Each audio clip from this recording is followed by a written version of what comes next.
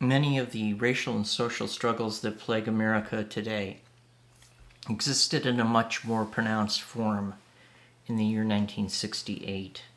The increasingly unpopular Vietnam War was a quagmire with no end in sight. Over 16,000 American GIs were killed in action in 1968 alone. Most were not volunteers but draftees.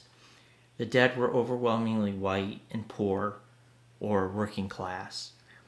Today, it is difficult to imagine a war where hundreds of coffins would come back from far-off lands on a monthly basis.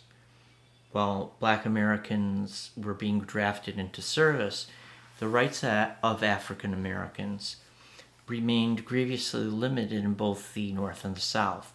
The federal governments tried to step in with housing discrimination laws and the like, beginning a long debate about how far the government can and should go to mandate racial equality.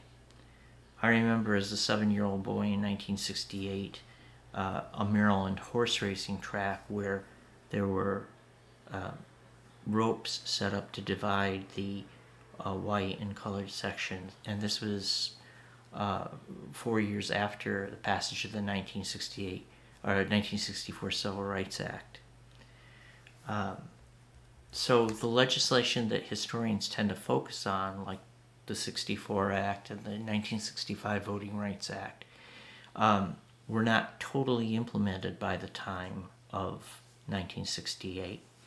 And it took many more years for it to be accepted by the citizenry throughout the nation.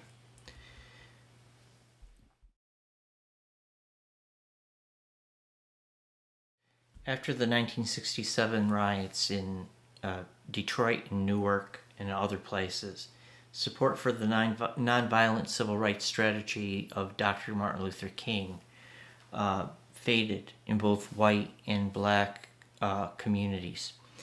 Faced with the increasingly confrontational and violent tactics of Stokely Carmichael and the Black Power movement, Dr. King began to alter his message. First, he announced his opposition to the continuation of the Vietnam War, an act that President Lyndon Johnson viewed as a betrayal.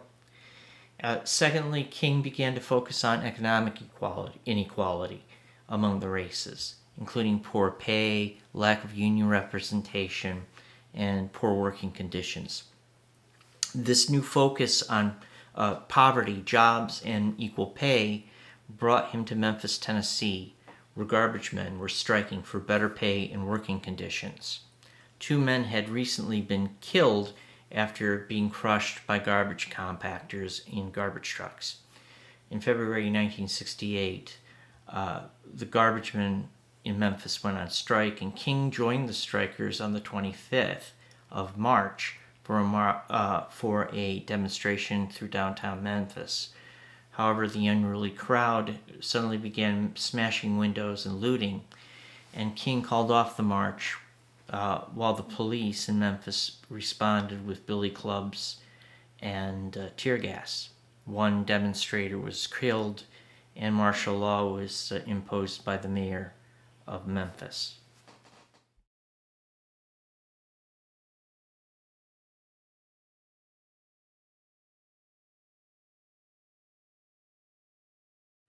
Despite the violence of the previous march, King decided to return to Memphis in support of the garbage men. And when he returned, he checked into the Lorraine Motel on April 4th and was preparing to go to dinner when he stood on the balcony. A shot rang out from across the parking lot, and he was immediately struck in the throat and was killed almost on impact. Although the civil rights leader had been surveilled and wiretapped by the FBI for months, if not years, and although he had the protection of the Memphis police while he was there, they were too late getting to the scene to be able to determine where the assassin had shot from, or to be close enough to save King.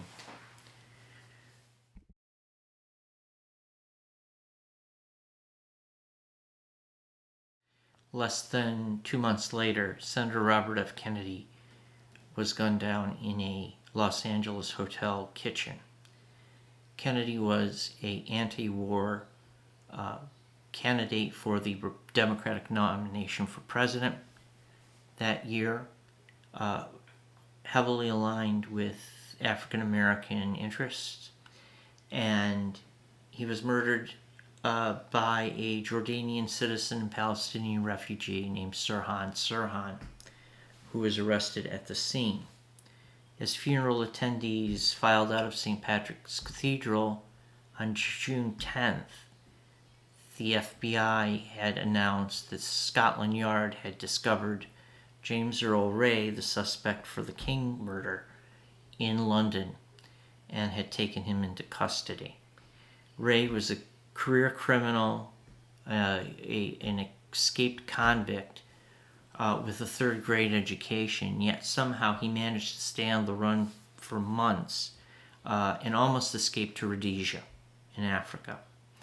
Ray confessed to the crime, and yet he always insisted that he had the help of a Confederate named Raoul, who supplied him with cash and guidance.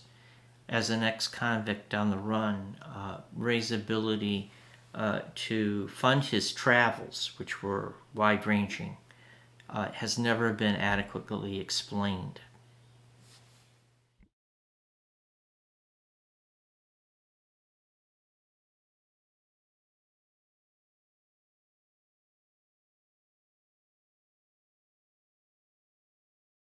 In 1993, declassified documents revealed that Army military intelligence was surveilling Dr. King as well in Memphis and elsewhere.